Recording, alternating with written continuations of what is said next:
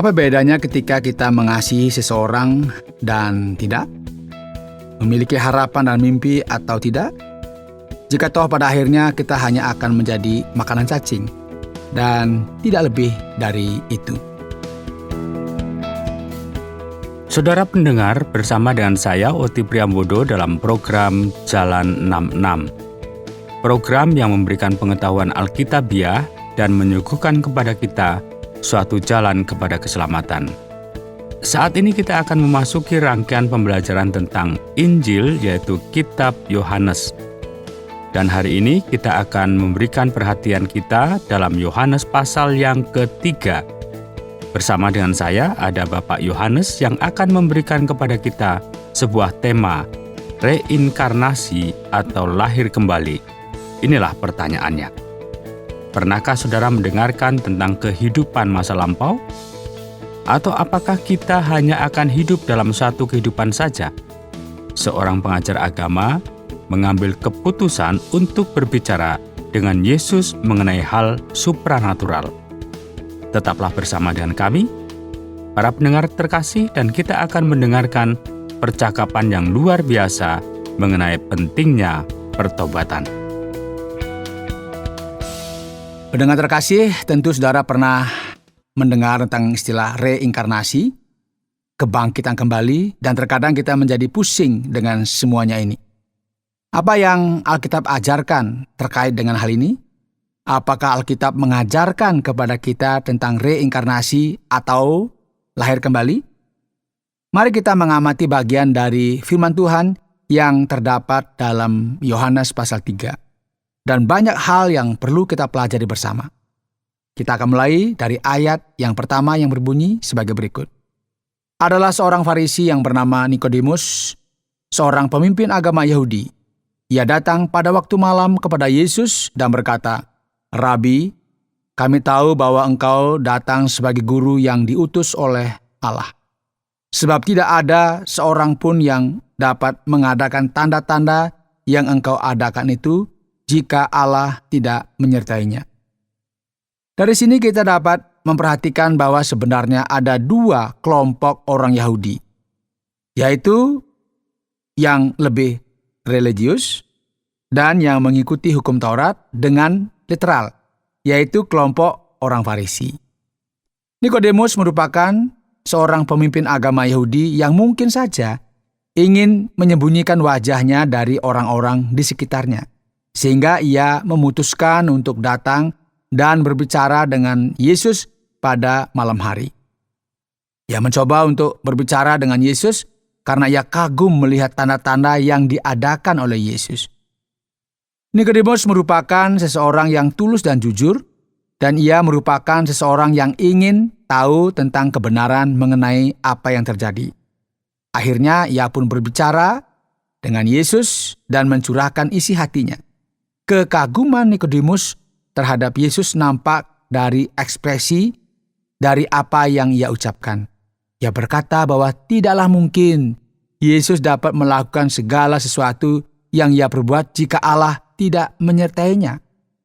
Yesus pun berbicara langsung kepada pokok permasalahannya, langsung kepada inti masalahnya. Sebagaimana dapat kita lihat dari ayat 3. "Aku berkata kepadamu, sesungguhnya jika seorang tidak dilahirkan kembali, ia tidak dapat melihat kerajaan Allah." Perkataan ini sangatlah keras dan sulit untuk dimengerti, bahkan oleh seorang ahli Taurat sekalipun, yaitu seseorang yang seharusnya mengerti segala sesuatu. Bagaimana mungkin, ya? Nikodemus mendengar hal semacam ini. Mungkin ia berharap untuk mendapatkan sebuah jawaban seperti ini ya misalnya. "Ada satu hal lagi yang perlu kamu ketahui, titik. Atau engkau perlu mengerti realita dalam sisi ini dengan lebih teliti," mungkin maunya begitu. Lahir kembali, saudara, merupakan sebuah frase yang mengimplikasikan suatu awal dari segala sesuatu, memulai lagi semuanya dari awal. Jadi Nikodemus pun kini menjadi sangat bingung mengenai hal ini dan ia bertanya kepada Yesus. Sebagaimana kita dapat lihat dalam ayat 4. Bagaimanakah mungkin seorang dilahirkan kalau ia sudah tua? dapatkah ia masuk kembali ke dalam rahim ibunya dan dilahirkan lagi?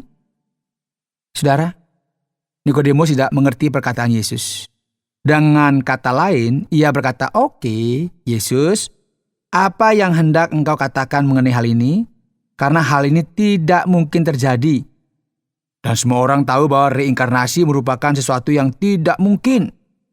Pendengar yang dikasihi oleh Tuhan, seseorang bisa saja percaya terhadap reinkarnasi. Namun mereka harus tahu dengan pasti bahwa Alkitab dan doktrin yang ada di dalamnya merupakan sesuatu yang benar. Karena konsep reinkarnasi merupakan sesuatu yang sangat bertolak belakang dengan apa yang Yesus ajarkan di sini. Di sini, Nikodemus sendiri pun mengetahui dengan pasti bahwa ini merupakan sesuatu yang tidak masuk akal. Maka dari itu Yesus melanjutkan dialog yang sedang terjadi di antara mereka dan berkata, "Aku berkata kepadamu, sesungguhnya jika seorang tidak dilahirkan dari air dan roh, ia tidak dapat masuk ke dalam kerajaan Allah." Dengan kata lain, perlu sekali adanya kelahiran rohani. Air dan roh merupakan lambang dari pemurnian. Yesus sedang berkata kepada Nikodemus, seseorang yang tahu dan mengerti betul mengenai kehidupan orang Farisi, yang berkaitan dengan berbagai upacara pemurnian, yang merupakan suatu tuntutan bagi mereka yang ingin mengikuti hukum Taurat dan mentaatinya sesuai dengan tradisi Yahudi. Jadi Yesus berkata, engkau perlu dilahirkan kembali dengan air dan roh. Ini mungkin merupakan suatu lambang mengenai baptisan, yaitu ketika seseorang menyadari akan dosa-dosanya.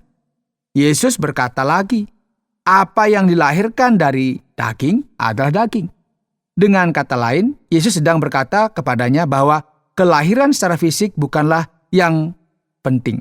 Namun apa yang dilahirkan dari roh adalah roh. Jadi kelahiran rohani merupakan sesuatu yang penting. Janganlah engkau heran, karena aku berkata kepadamu, kamu harus dilahirkan kembali. Penting sekali untuk kita lahir kembali, pendengar yang dikasihi oleh Tuhan. Kita harus mengerti bahwa Yesus membawakan kepada kita sebuah kehidupan yang baru. Kelahiran rohani yang baru. Yang merupakan sesuatu yang berkuasa ketika seseorang membuka hati mereka kepada Kristus. Yaitu kerohanian yang baru. Bukan sekedar fisik yang baru. Dan Yesus berkata lagi, katanya angin bertiup kemana ia mau. Dan engkau mendengar bunyinya. Tetapi engkau tidak tahu dari mana ia datang atau kemana ia pergi. Demikianlah halnya dengan tiap-tiap orang yang lahir dari roh. Saudara, kata angin dan roh dalam teks ini sebenarnya merupakan kata yang sama. Dengan kata lain, lahirnya kerohanian kembali merupakan sesuatu yang misterius. Dan hal ini hanya dapat terjadi dengan adanya campur tangan Allah. Ini bukanlah sesuatu yang kita dapat lihat atau jamah. Sebagaimana seseorang tidak dapat mengendalikan angin. Seseorang juga tidak dapat mengendalikan roh Allah. Nikodemus sangat terkejut mengenai hal ini dan berkata, bagaimanakah mungkin hal ini terjadi? Jawab Yesus, engkau adalah pengajar Israel, dan engkau tidak mengerti hal-hal itu. Aku berkata kepadamu, sesungguhnya kami berkata-kata tentang apa yang kami ketahui, dan kami bersaksi tentang apa yang kami lihat. Tetapi kamu tidak menerima kesaksian kami. Kamu tidak percaya waktu aku berkata-kata dengan kamu tentang hal-hal duniawi. Bagaimana kamu akan percaya kalau aku berkata-kata dengan kamu tentang hal-hal surgawi? Saudara, Yesus sedang mengkritisi para pemimpin agama Yahudi yang menolak kesaksiannya. Menolak kesaksian yang dapat mereka lihat, yang merupakan bukti nyata yang meliputi mujizat yang ia lakukan. Dan Yesus melanjutkan perkataannya dengan berkata, tidak ada seorang pun yang telah naik ke sorga selain daripada Dia yang telah turun dari sorga, yaitu Anak Manusia. Mari kita perhatikan di sini, pendengar yang dikasihi oleh Tuhan. Yesus jelas sekali berkata bahwa Anak Manusia berasal dari sorga. Dan sama seperti Musa meninggikan ular di padang gurun. Demikian juga Anak Manusia harus ditinggikan, supaya setiap orang yang percaya kepadanya beroleh hidup yang kekal. Setiap orang di dunia ini dapat berkata apa saja yang mereka kehendaki mengenai Yesus. Namun Injil Yohanes membuat perkataan Yesus menjadi sangat jelas kepada kita semua. Ia berkata, ia berasal dari sorga Dan setiap orang yang percaya kepadaku mendapatkan kehidupan yang kekal. Pendengar yang dikasihi oleh Tuhan, tidak ada seorang pun yang dapat lahir kembali jika tidak melalui Yesus Kristus, melalui campur tangan Roh Allah dalam kehidupan mereka. Dan hanya melalui kelahiran kembali inilah kita dapat menerima kehidupan kekal. Tidak ada cara lain.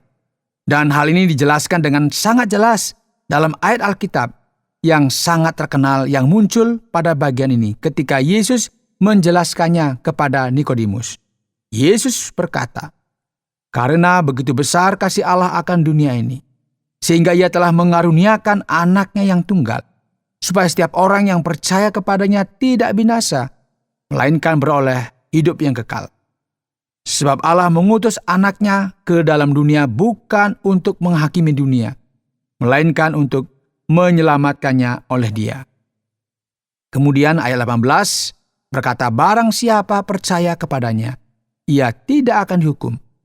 Barang siapa tidak percaya, ia telah berada di bawah hukuman, sebab ia tidak percaya dalam nama Anak Tunggal Allah." Hukuman akan diberikan, dan jelas sekali siapa yang akan menerima hukuman tersebut. Dan inilah hukuman itu. Terang telah datang ke dalam dunia, yang merupakan sebuah referensi tentang Yesus yang datang dengan membawa firman yang ilahi. Tetapi manusia lebih menyukai kegelapan daripada terang, sebab perbuatan-perbuatan mereka jahat. Saudara, hanya ada satu alasan mengapa seseorang menolak Yesus dan pesan yang dibawakannya, yaitu pesan mengenai pengampunan. Dan alasan tersebut karena mereka mencoba untuk menyembunyikan perbuatan mereka yang jahat, dan mereka merasa bahwa mereka tidak berdosa terhadap Allah. Perbuatan-perbuatan mereka jahat. Orang-orang memilih berada dalam kegelapan. Dan di sanalah mereka menyembunyikan kebohongan mereka. Sebab barang siapa berbuat jahat, membenci terang. Demikian kalau kita baca pada ayat 20.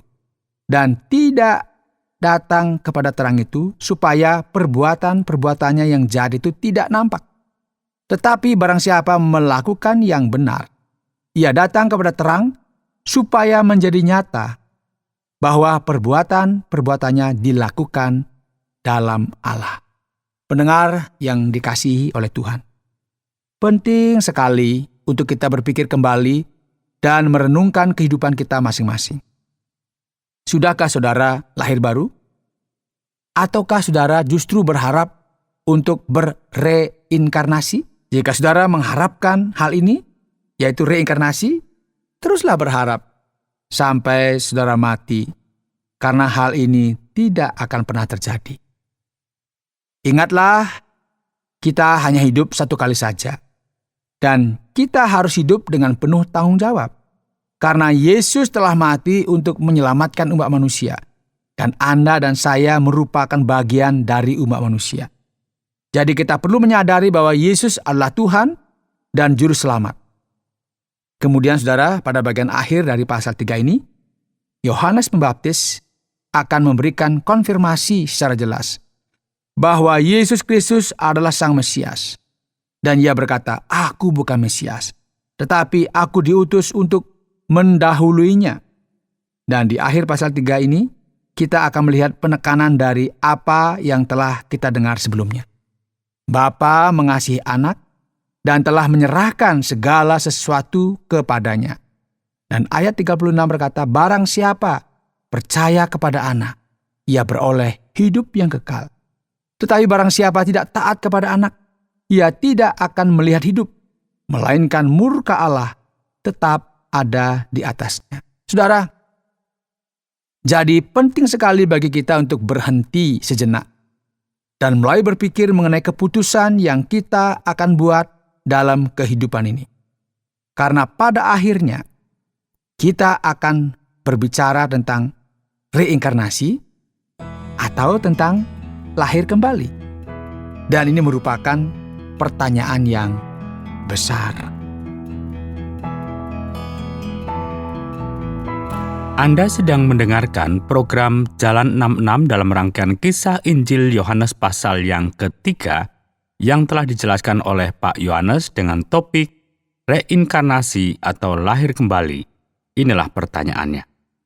Saatnya telah tiba dan inilah waktu yang dinanti-nantikan. Kita akan bertanya jawab sekitar Yohanes pasal yang ketiga dengan cerita yang luar biasa yang ada di dalamnya. Dan pertanyaan yang tidak dapat kita hindari adalah, bukankah reinkarnasi merupakan sesuatu yang lebih masuk akal, Pak Yohanes? Karena setelah itu, kita akan dimurnikan sedikit, Pak Yohanes. Bukankah ini yang dimaksudkan oleh Nikodemus dalam percakapan dengan Yesus? Ini bukan yang diajarkan dalam Alkitab, sebagaimana kita dapat lihat jelas di dalamnya. Reinkarnasi, ya ini penting ya, merupakan sebuah doktrin yang tersebar di dunia barat, terkhusus lewat pengaruh dari India. Dan terkadang banyak orang juga beranggapan bahwa hal ini merupakan pandangan Alkitabiah yang prejudis, dengan berkata bahwa ini merupakan sesuatu yang salah, dan ini juga seakan-akan merupakan solusi yang lebih logis. Namun sebenarnya tidaklah demikian. Mengapa?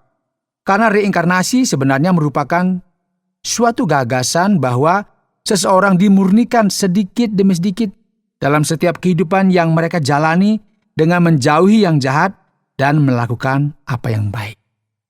Reinkarnasi juga memberikan gagasan bahwa alasan mengapa kita menderita saat ini adalah untuk membayar kesalahan kita di masa lampau. Namun ini merupakan sesuatu yang agak sulit untuk dipahami. Misalnya, ada seseorang yang menderita secara fisik di dunia ini. Dan jika Anda bertanya kepada seseorang yang percaya dengan konsep ini, mereka akan berkata bahwa mereka telah melakukan sesuatu yang salah di masa lampau mereka.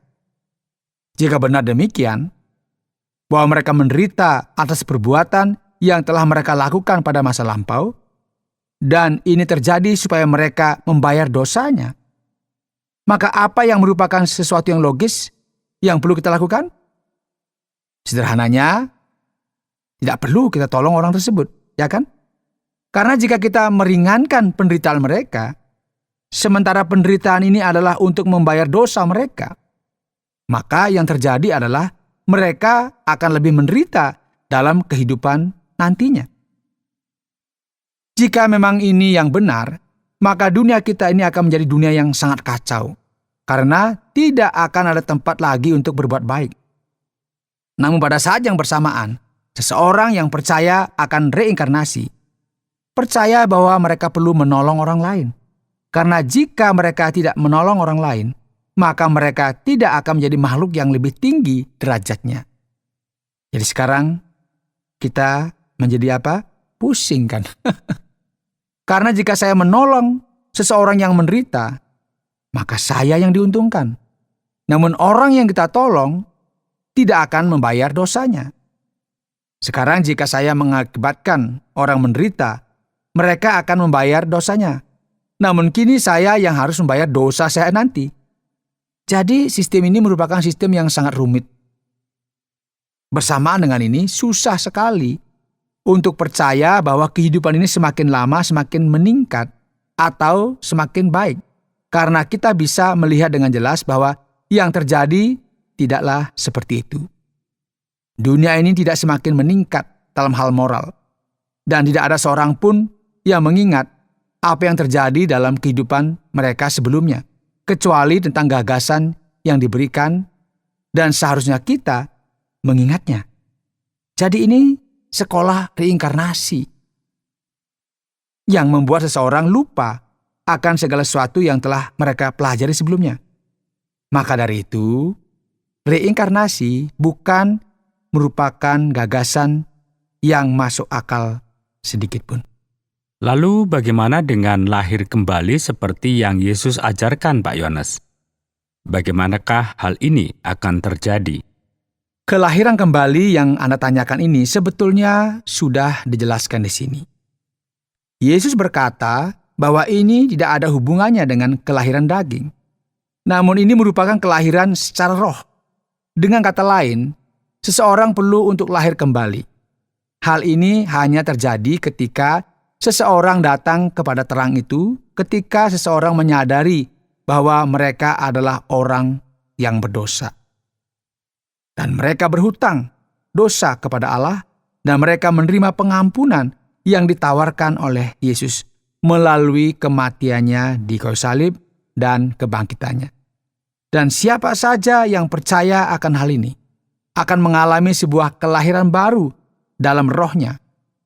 Ada regenerasi supranatural yang disebabkan karena campur tangan Roh Kudus dalam kehidupan seseorang. Dan inilah kelahiran baru yang Yesus sampaikan. Dan kita perlu hal ini demi memperoleh kehidupan yang kekal. Sekarang kita perhatikan dalam Yohanes pasal yang ketiga ayat yang ke-14 yang berbicara mengenai Musa dan ular. Ular apakah yang ditinggikan di sini, Pak Yohanes? Dan analogi semacam apakah ini? Ya, memang ini merupakan sesuatu yang menarik sekali, Pak Oti. Firman Tuhan berkata, dan sama seperti Musa meninggikan ular di padang gurun, demikian juga anak manusia harus ditinggikan. Yesus harus ditinggikan dan diagungkan. Apa yang terjadi di padang gurun adalah ketika bangsa Israel berbalik dari Allah dan jatuh ke dalam dosa, akhirnya apa? Ular-ular mulai memagut mereka. Dan Allah memerintahkan mereka untuk membuat patung ular dari tembaga dan diletakkan di atas tiang yang tinggi. Dan setiap orang yang melihat kepada ular tersebut tidak mati. Dan ini merupakan sebuah tanda dari pertobatan dan iman dalam kuasa pemulihan. Dengan cara yang sama, ya, sebagaimana ular ini ditinggikan, nantinya sang anak manusia ini akan digantung di kayu salib.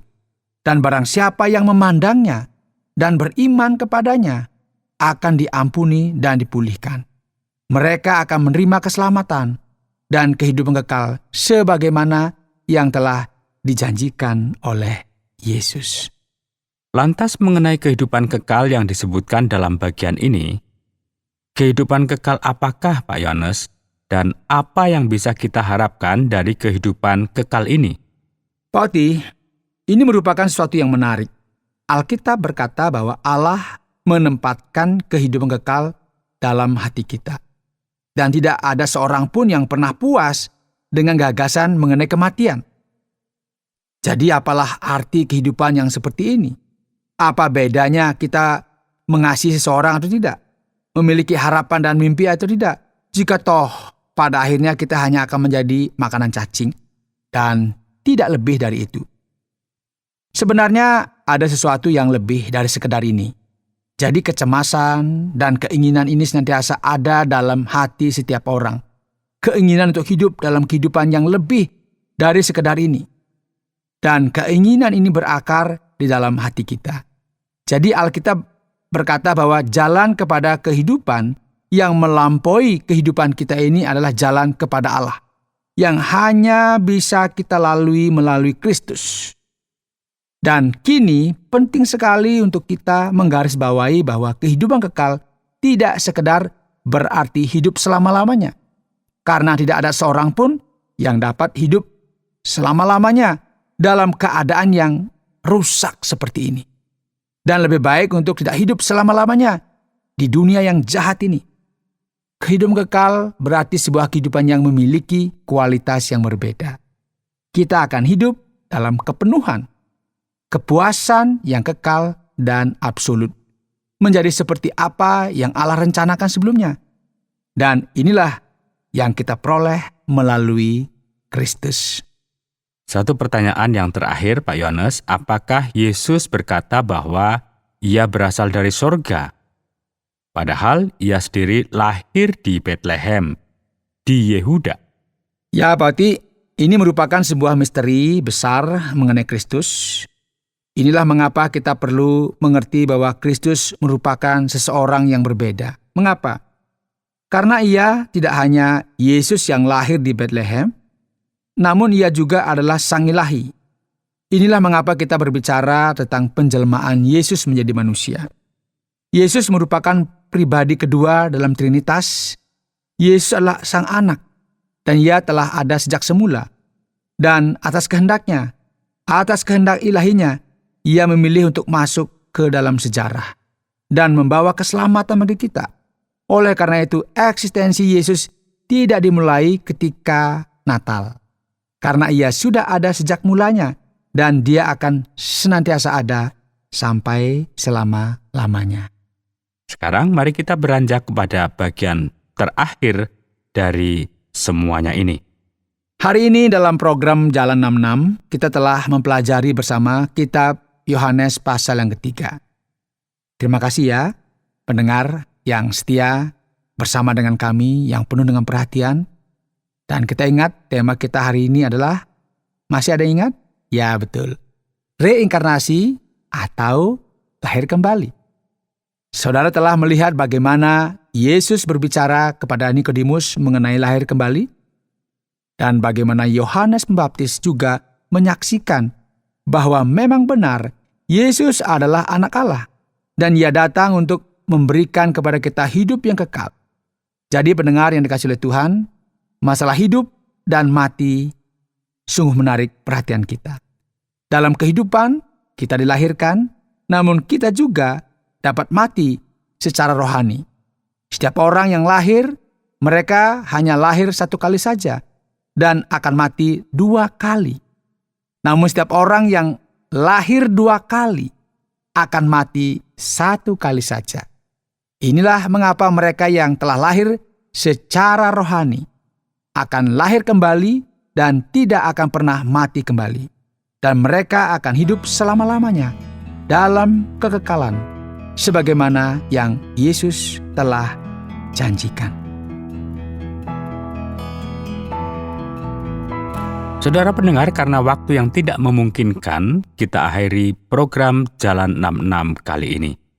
Apakah saudara ingin mengetahui terlebih lagi mengenai kehidupan dan pengajaran Yesus? Kami menantikan Anda untuk tetap mengikuti pelajaran berikutnya dalam lanjutan pembelajaran tentang apa yang diajarkan oleh Yesus Kristus kepada kita. Saudara, program Jalan 66 mengundang Anda untuk terus bersama dalam seri pembelajaran Alkitab yang memberikan pelajaran menyeluruh tentang firman Tuhan. Apabila Anda memiliki pertanyaan atau berespon terhadap topik berhubungan dengan program ini, silakan menyampaikan melalui WhatsApp ke nomor 081 333 777 386 081 333 777 386. Terima kasih atas perhatian Anda.